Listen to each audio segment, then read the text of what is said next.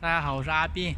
刚刚有个客户啊说他家空调内机漏水，他这个空调是个柜机啊。现在我们来看一下，走吧。现在我已经到这个小区了啊，这小区还是蛮高档的，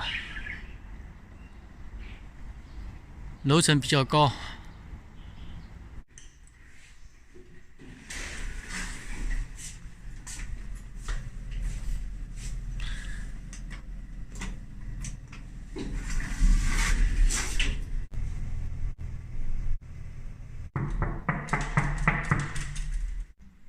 就这个富士通的啊，柜机。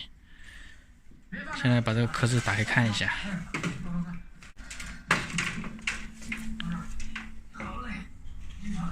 你看，它这个下水管从这边已经脱落了。它这个原来是接在这个口子上面的啊，现在已经脱落了。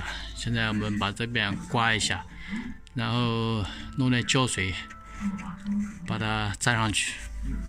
先把这个管子给它清理一下。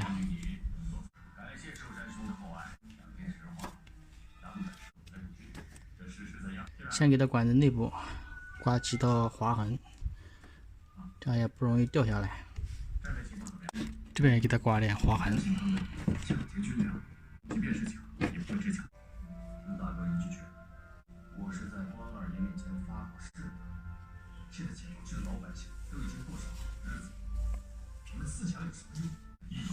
这胶水上次放在包里面，这边漏了，然后把这个电容给粘上去了，我也没拿下来。